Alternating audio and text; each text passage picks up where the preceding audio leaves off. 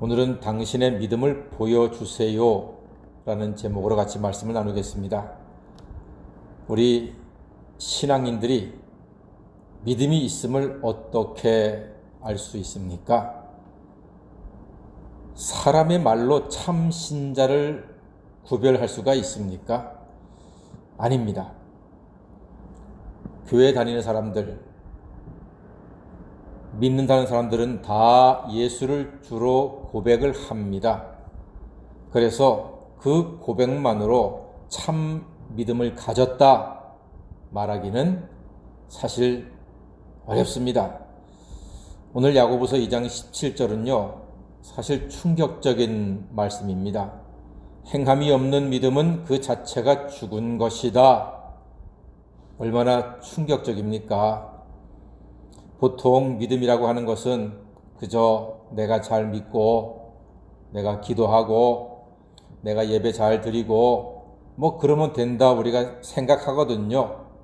그런데 성경은 행함이 없는 믿음은 죽은 것이래요.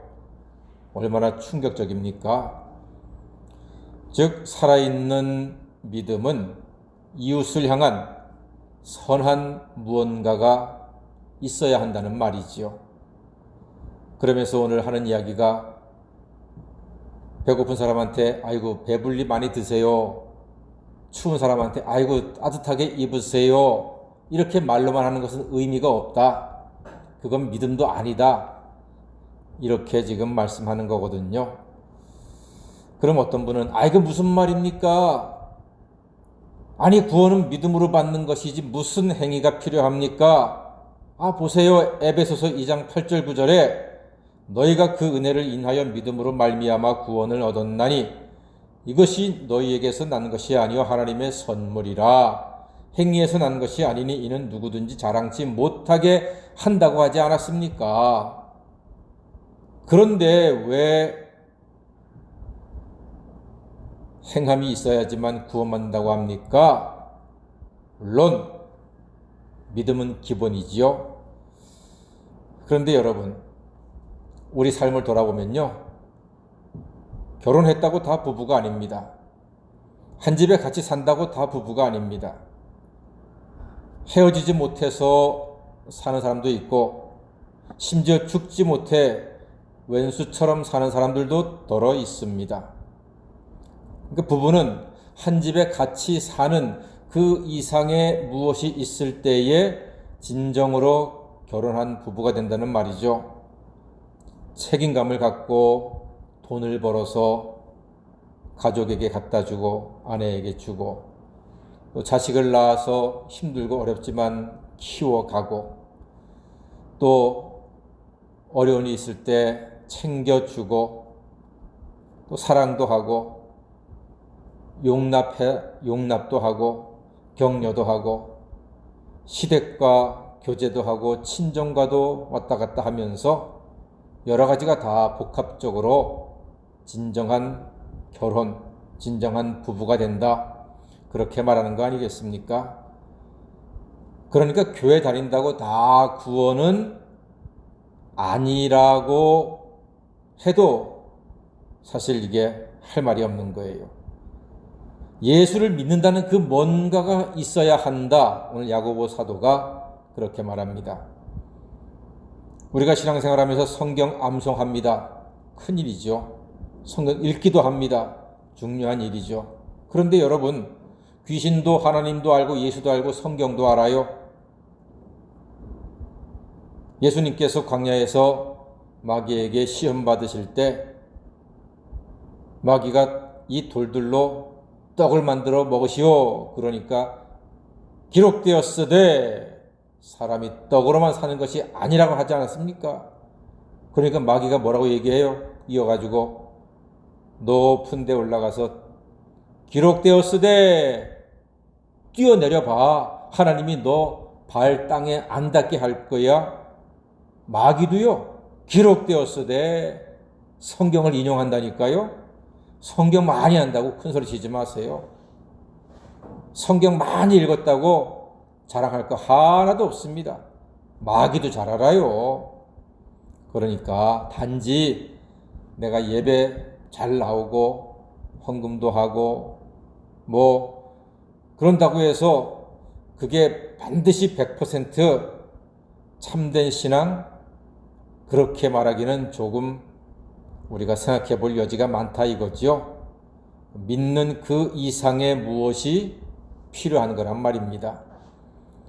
그래서 마태복음 5장 16절에 이렇게 말씀합니다. 이같이 너희 빛을 사람 앞에 비치게 하여 저희로 너희 착한 행실을 보고 하늘에 계신 너희 아버지께 영광을 돌리게 하라 그랬습니다. 이게 사실 대단히 충격적인 말씀입니다. 우리의 착한 행실을 다른 사람이 보고 하나님께 영광을 돌리게 해라. 그게 세상의 빛으로 사는 성도들의 모습이다. 이렇게 예수님 말씀하신 거예요. 그런 대표적인 사람이 구약 성경에 있습니다. 아브라함의 아들 이삭. 이삭이 큰 부자가 되었어요. 하나님이 복을 주셔서 재물도 많고 휘하에 식솔도 많이 거느리고 있는 아주 큰 부족장처럼 그런 번성한 사람이 되었습니다. 그런데 블레셋 땅에 있을 때 우물을 팠어요. 그 당시 우물 하나 파는 것은 지금 10층짜리 고층 건물 그 이상으로 짓는 어려운 일입니다. 아무나 우물을 못 팝니다. 큰 부와 권력이 있는 사람만이 우물을 파는 거예요. 그래서 이삭이 우물을 팠어요. 그러니까 블레셋의 목자들이 와가지고 빼앗아 버립니다. 이삭은 싸우기 싫으니까 양보하는 거예요. 그렇게 양보하기를 무려 3번을 양보합니다. 오늘날로 말하면은요, 완전 슈퍼 호구입니다. 이삭이 호구 노릇 단단히 하는 겁니다. 어렵게 힘들어가지고서 우물을 파놓으면은 블레셋 사람들이 와서 빼앗으면은요, 그걸 저항할 힘이 있음에도 불구하고 그냥 줘버리는 거예요. 완전 호구 아닙니까? 3번 다 빼앗기니까 하나님께서 말씀하시기를 내가 복을 주어서 네 자손이 번성할 거야. 뺏겠다고 너무 속상해하지 마. 호구 노릇했다고 해서 너무 괴로워하지 마. 복은 내가 주는 거야. 하나님이 이렇게 위로하셨어요. 그래서 브엘세바 지방으로 옮겨가지고서 또 우물을 팠어요. 4번째. 그랬더니 이번엔 블레셋의 아비멜렉 왕이죠. 찾아오는 거예요. 그러니까 이번에는 이삭이 화가 났어. 아니! 이 사람들이 진짜 나를 호구로 보나? 야, 내가 진짜 호구인 줄 알아? 화를 냈어요. 그러니까 블레셋의 아비멜렉이 이렇게 말합니다. 노. 이삭님, 화내지 마세요. 저 오늘 이거 뺏으러 온 거 아닙니다. 내가 가만 보니까 여호와 하나님께서 당신하고 함께 계신 것을 내가 분명히 보았습니다. 당신은 여호와 하나님께 복받은 사람입니다. 우리 앞으로 같이 잘 지내봅시다. 그동안 뺏은 건 미안합니다. 이러는 거예요. 세상의 슈퍼호구 이삭이요, 참 신앙인의 모습으로 이방 그 잔혹했던 블레셋의 아비멜렉이 와가지고 이삭 당신을 보니까 내가 하나님이 살아계신 것을 알았습니다. 그동안 미안했습니다. 우리 앞으로 잘 지냅시다. 이렇게 하나님께 영광을 돌리더란 말이에요. 이게 바로 예수님께서 말씀하신 빛된 삶입니다. 그렇습니다. 여러분, 세상의 거룩한 호구는요, 하나님이 복을 주세요. 하나님이 함께 하세요. 저는 가끔 그런 얘기 합니다. 세상 사람들이 교회와 예수쟁이들, 예수 믿는 사람들을 우습게 알고 만만히 보는데 괜찮습니다. 그럴 수 있죠. 이 세상에 만만한 데가 어디 있습니까? 만만한 사람 없습니다. 예수 믿는 사람이라도 좀 만만하게 좀 대해줍시다. 예수 믿는 사람이라도 좀 져줍시다. 속아줍시다. 그렇게 종종 얘기해요. 근데 이게 쉬운 건 아니에요. 저부터도 이렇게 말은 하지만 때로는 화가 날 때가 있거든요. 그러나 기본적인 생각은요, 세상의 빛과 소금으로 사는 사람들은 그런 사람들입니다. 호구가 되는 사람들이고 져줄 줄 아는 사람들이고 빼앗겨도 분노하지 않습니다. 왜요? 복은 누가 주시기 때문에? 하나님이 주시기 때문입니다. 할렐루야. 저는 분명히 믿습니다.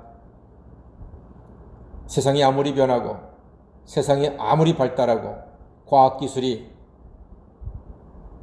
달을 지나서 화성을 지나고 목성까지 가는 세상이 됐다 할지라도 전능하신 여호와 하나님께서 당신을 참으로 믿는 백성들을 지키시고 보호하시고 복을 주시는 사랑의 아버지이신 줄 믿습니다.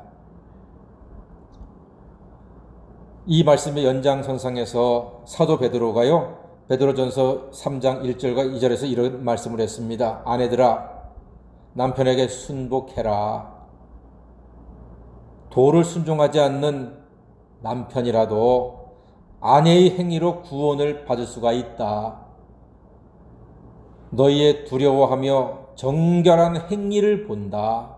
그러니까 남편 술주정뱅이라고 돈 못 벌어 온다고 무시하지 말고 욕하지 말고 저주하지 말고, 그래도 결혼했으면은 미우나 고우나 네 남편이니까 남편에게 순종해라.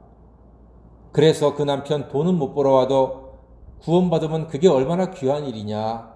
그게 사도 베드로의 교훈의 말씀입니다. 그래요, 여러분. 이렇게 믿음이 있는 사람은요, 행함으로 그 믿음이 드러나야 된다는 것이 성경의 정신입니다. 우리 호수나 강에 가면은 배를 타고 노를 젓거든요. 여러분 이렇게 쪽배 타봤습니까?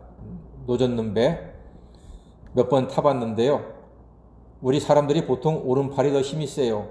그러니까 같이 노를 저어도 나도 모르게 오른손에 더 힘이 들어가요. 그럼 배가 오른손이 힘이 좋으니까 왼쪽으로 빙 돌아서 결국은 제자리로 와요. 그러니까 아무 신경 없이 그냥 대충 노를 젓잖아요. 앞으로 안 나가요. 한쪽 손이 더 힘이 세기 때문에 빙 돌아서 제자리로 와요. 무슨 말입니까? 우리 신앙이 그렇다는 얘기예요. 우리 신앙이 노젓는 거와 똑같아요. 믿음의 손, 행함의 손. 이 행함은 물론 사랑의 행함이지요. 예수님의 마음으로 행함이지요. 이 믿음과 행함이 같은 힘으로 나아가야지 배가 쭉 전진하는 거예요. 어느 하나가 힘이 세면은요, 그리고 어느 하나가 약하면은요, 배는 빙 돌아서 제자리로 앞으로 나아가지 못하는 거예요. 우리 신앙이 왜 앞으로 나아가지 못하는가? 이 믿음과 행함이 균형을 이루지 못할 때 그 사람은 신앙이 성장하기가 어려워요. 앞으로 나아가기가 어려운 겁니다. 그래서 오늘 야고보 사도의 이 말을 우리가 꼭 기억해야 합니다. 행함이 없는 믿음은 그 자체가 죽은 것이다. 좀 강력하게 말했지만 이걸 쉽게 말하면은 행함이 없는 믿음은 앞으로 나아가지 못하는 거야. 앞으로 나아가지 못하니까 잘하지 못하고 성숙하지 못한다. 이게 뭐예요? 그러니까 뭐 죽은 거나 별다른 거 없다. 이제 그런 뜻으로 야고보 사도가 말하고 있는 것입니다. 그런데 여기서 오늘 이 믿음과 행함의 균형에 대해서 말씀드리고 있는데, 오늘 말씀에서 가장 핵심이 하나가 있습니다. 활용 점정과도 같은 가장 중요한 게 하나가 있습니다. 그게 뭔가 하면은요, 우리 믿음의 사람들은 예수님의 사랑에 취해서 모든 일을 감사로 해야 한다는 것입니다. 감사. 이것이 진정 열매가 있는 아름다운 선행의 모습입니다. 예수의 사랑에 취해서 감사로 산다면 사람들은 우리를 보고 하나님께 영광을 돌립니다. 물론 행위로는 구원받지 못하나 구원받은 사람은 감사로 하는 선행의 열매가 있습니다. 감사는 참 신앙의 최고 표현입니다. 오늘 설교하는 목사는 수요일날 비록 코로나19 때문에 사람들이 염려와 근심이 많아서 예배 참석도 못합니다. 전에 반도 참석을 못하고 있지만 그러나 감사하면서 이 말씀을 전하고 또 유튜브 방송을 통해서 말씀을 들을 분들을 위해서 감사함으로 말씀을 전할 때 하나님께서 이 말씀을 듣는 모든 분들에게 크신 은총 베풀어 주실 줄로 믿습니다. 감사는요, 참신앙의 최고의 표현입니다. 누가 진짜 사람인가 한번 생각해 볼 때 예수로 구원받은 사람이 진짜 사람이지요. 우리 그리스도인들은 그렇게 분명히 믿습니다. 다 같은 사람이 아니죠. 예수 없는 사람들은 생명이 있으나 생명이 없는 거예요. 예수 없는 사람들은 숨은 쉬고 있는데 참된 생명이 아니라, 이건 제 말이 아니라 성경 말씀 아닙니까?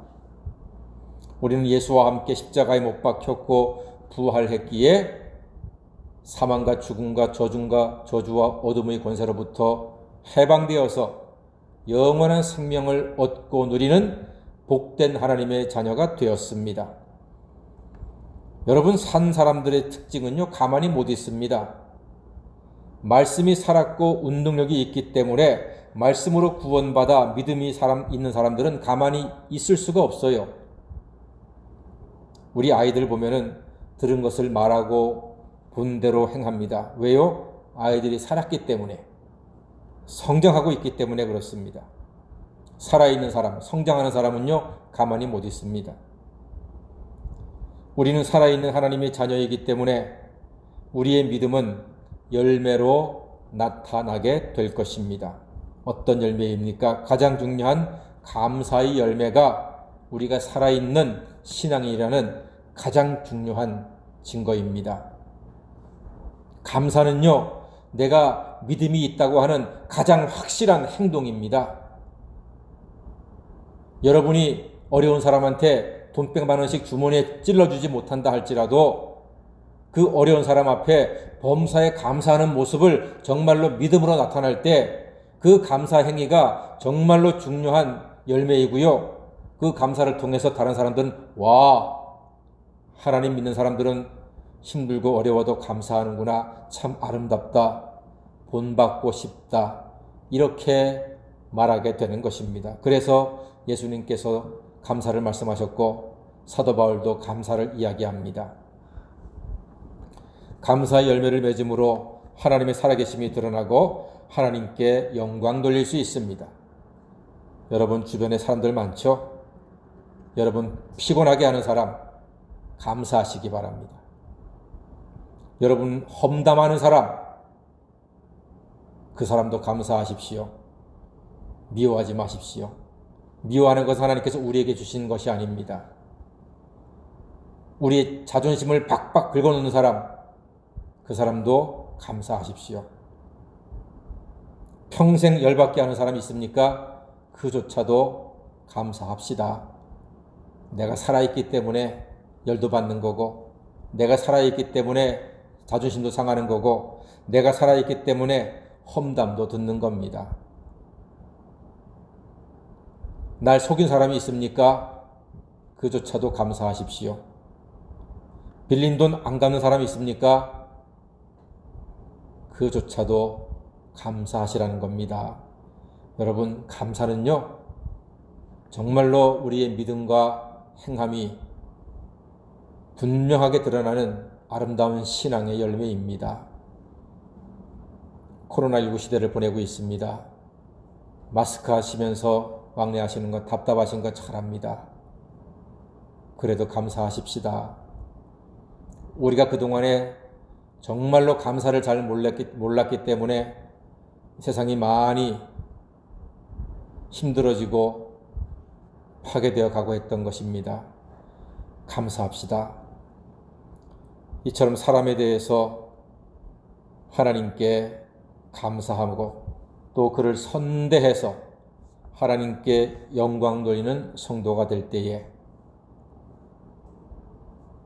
그 감사를 통해서 사람들은 하나님의 살아계심을 보게 되고 하나님께 영광 돌리게 되고, 아, 저것이 믿는 사람이구나, 저것이 신앙인이구나, 이름으로써 하나님께서 우리에게 큰 은혜를 주시는데, 아까 말씀드린 이삭은 슈퍼 호구였지만 사람들은 그의 것을 빼앗았는데 하나님이 그를 복 주셔서 나중에 더 많은 것으로, 더 귀한 것으로 채워 주시더라고요.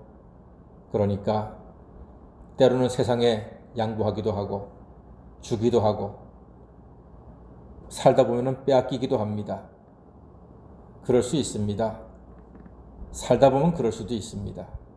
중요한 것은 우리의 믿음과 그리고 감사로 나타내는 행함이 균형을 이루어서 우리의 인생에 배를 저어 나가는데 빙빙 도는 사람이 아니라 의의 길로 생명의 길로 주와 함께 올곧게 살아가시는